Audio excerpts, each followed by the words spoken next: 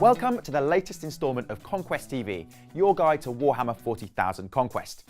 I'm Frankie Vu, and in this video I'll be revealing the mysteries of Issue 3, from how to build and paint your new Space Marine Primaris Reavers to waging brutal close combat in your games. But first, let's take a look at the new background revealed in the issue.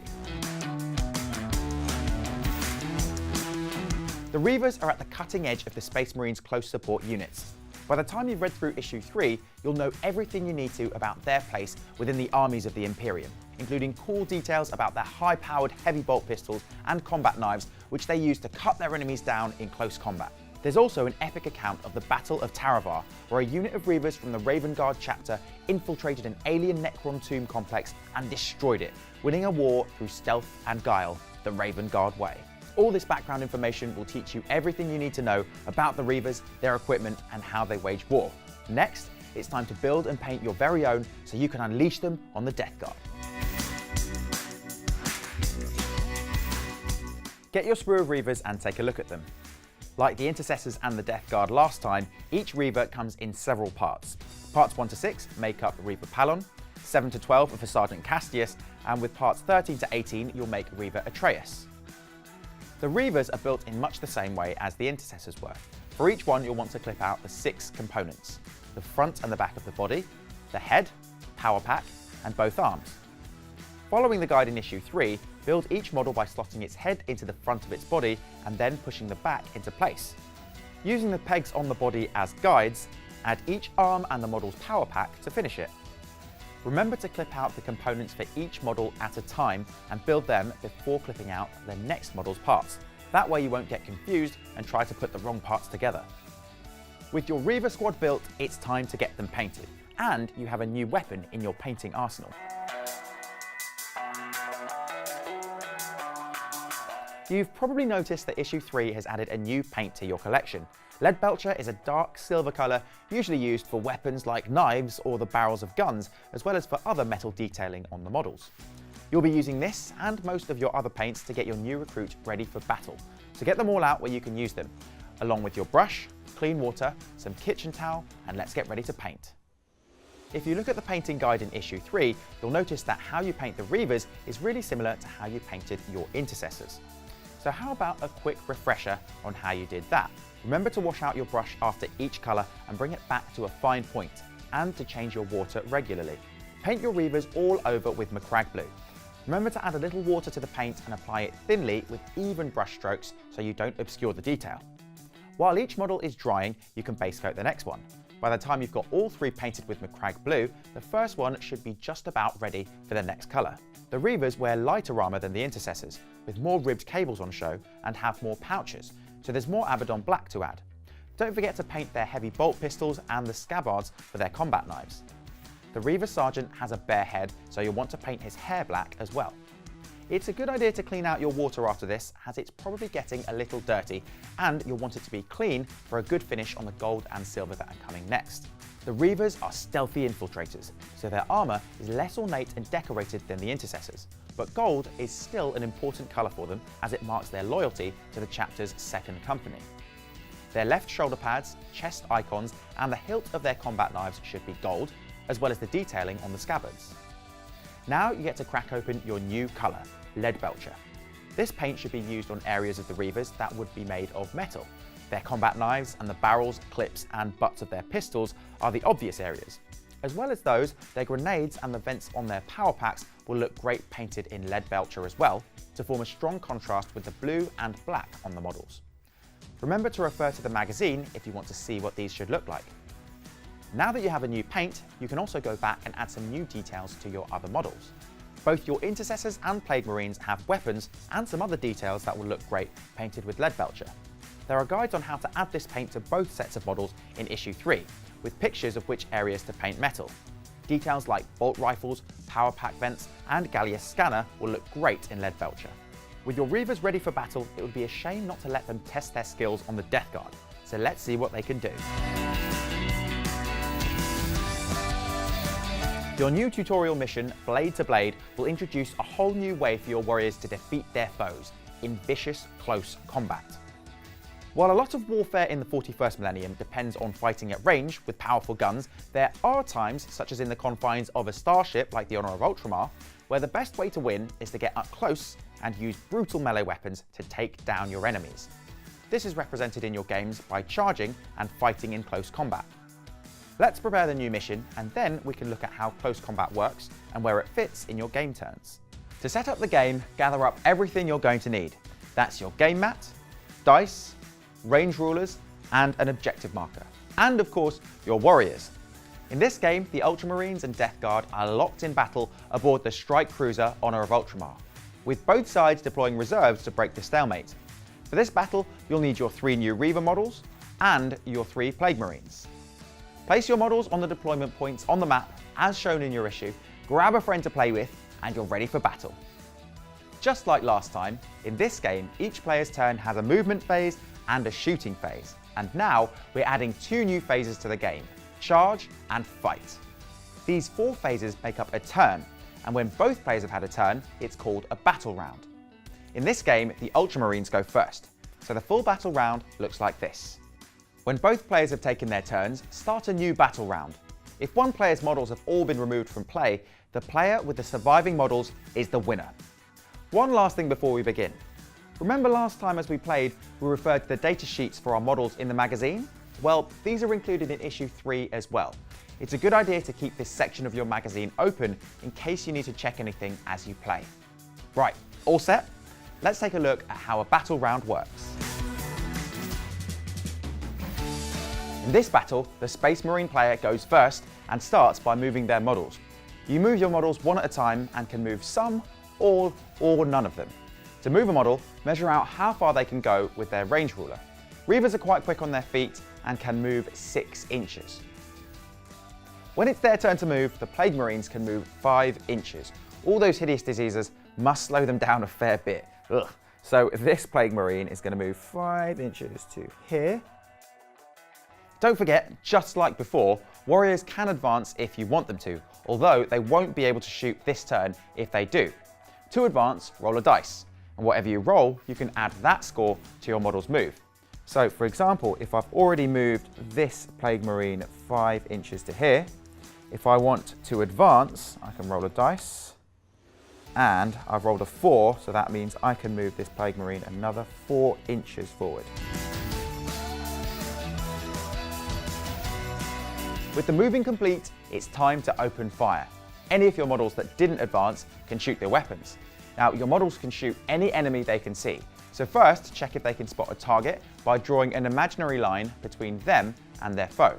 Don't forget, crates and containers will block your shots if they're in the way. This Reaver has got a clear shot at the Plague Marine, no crates or containers in the way, so he's clear to make the shot. Reavers have a ballistic skill of 3+, so roll a dice on a 3, 4, 5 or 6 and the shot is a hit. If the shot hits, you'll need to see if it has any impact, so make a wound roll. You'll need to score a 5 or a 6 to wound a Plague Marine with your heavy bolt pistols. If you succeed, the Plague Marine is going to need to take a saving throw. Although their armor is repulsive, it's still effective. If a Plague Marine is wounded, you'll need to roll a 3, 4, 5 or 6 to save the damage. Don't forget though, Plague Marines are disgustingly resilient. This means they get a bonus saving roll if they fail their armor save, so roll again. On a 5 or 6, their hideous mutations absorb the damage. If the roll is failed, the model suffers a wound and is removed from play. See ya. Shooting back at the Reavers works in much the same way.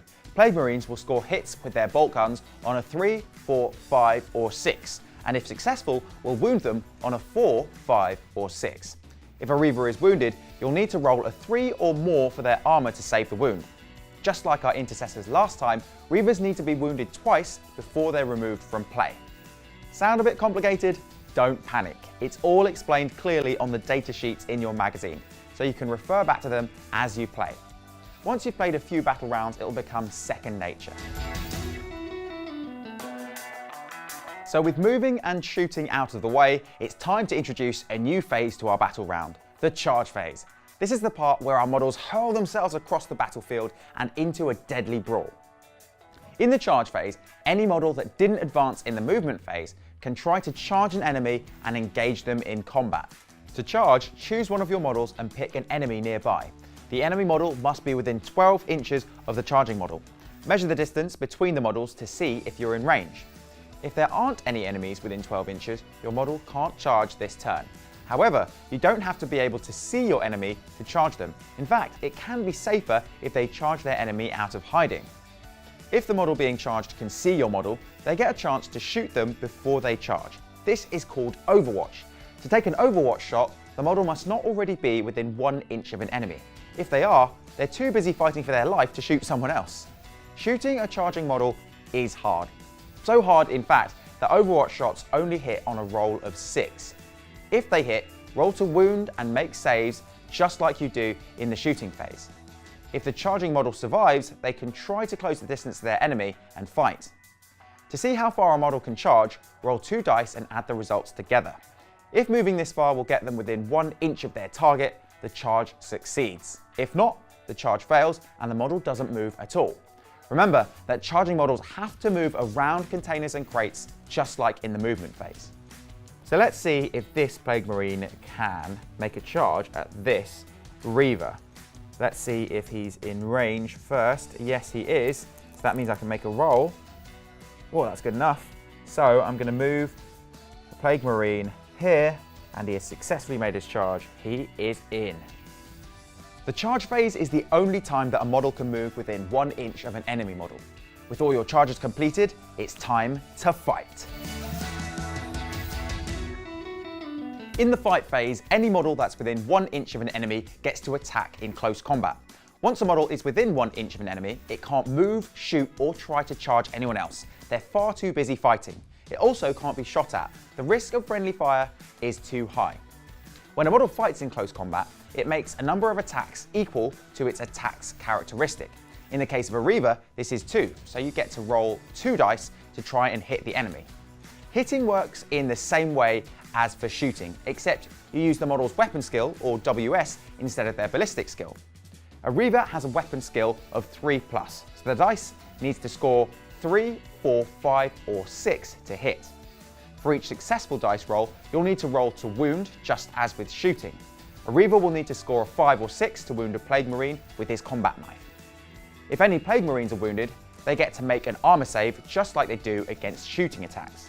Their power armor saves them on a 3, 4, 5, or 6, and if the save is failed, there's a chance that they'll pass their disgustingly resilient saving throw of 5 or 6. Any Plague Marine who fails both of these saves is removed from play. Plague Marines fight back in much the same way. They have 1 attack on their profile, so roll 1 dice to attack in close combat. They'll hit their enemy on a 3, 4, 5, or 6, and if successful, will wound a Reaver on a 4, 5, or 6. Reaver's armor will save against close combat attacks on a 3, 4, 5, or 6. Any Reaver who suffers 2 wounds in battle is removed from play. If a model with more than 1 attack is fighting multiple enemies, they can split them up as they choose, but must decide before rolling any dice. In the fight phase, any models who charged this turn get to fight first. If multiple models charged, their player chooses the order they fight in. After all charging models have fought, the player whose turn it is can choose another of their models that hasn't fought yet and resolve their attacks. Then their opponent can do the same. Continue this until all fighting models have attacked or are dead.